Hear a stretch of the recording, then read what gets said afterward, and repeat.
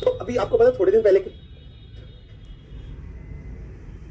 भाई साहब एक क्या हुआ थोड़े दिन पहले 6 महीने पहले की बात है। तो मेरे पास एक लड़की का फोन आया, इंटरमीडिएट की लड़की थी, और उसने मुझे बोला कि सर है ना मेरी पढ़ाई नहीं हो पा रही है। तो मैंने कहा क्या हुआ, पढ़ाई क्यों नहीं हो रही है?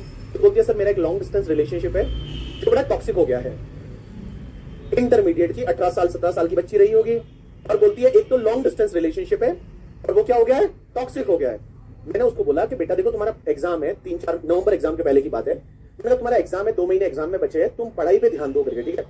बोलती है सर मैं पढ़ाई पे ध्यान देती हूँ बट फिर क्या होता है 2-3 दिन मैं बात नहीं करती, बट फिर मुझे याद आ जाती है, हम बात करते हैं, 2 दिन अच्छे से बात होती है, 2 दिन वापस अच्छा रहता है, बट सर तीसरे दिन झगड़ा हो जाता है और वापस से टॉक्सिक रिलेशनशिप हो जाता है, 4-5 दिन वापस मेरी पढ़ाई नहीं होती और सर ऐसा चल रहा है।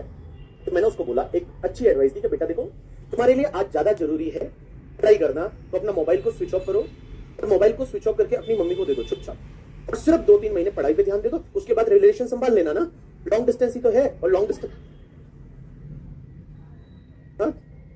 ये बोलती है लॉन्ग डिस्टेंस रिलेशनशिप में चारों लोग खुश रहते हैं। भाई साहब तो मैंने उसको ये बोला, एज अ प्रोफेसर मैं यही बोल सकता था कि बेटा तुम मोबाइल छोड़ो, पढ़ाई में ध्यान दो, मोबाइल अपनी मम्मी को दे दो बंद करके, और बाद में 2 महीने बाद वापस देख लेना ना। तो उसने मुझे जो क्वेश्चन पूछा, बोला ना, उसने जो रिप्लाई किया ना, मैं आज भी शॉक हूं करके उस चीज को लेके। उसने मुझे रिप्लाई किया, बोलती है सर मैं मोबाइल स्विच ऑफ करके अपनी मम्मी को तो दे दूं, बट अगर उसको मेरी जरूरत पड़ गई तो वो मुझे कनेक्ट कैसे करेगा? भाई साहब तुम गहराई देख रहे हो, तुम प्रेम की गहराई देख रहे हो कि उसको मेरी जरूरत पड़ गई तो वो मुझे कनेक्ट कैसे करेगा?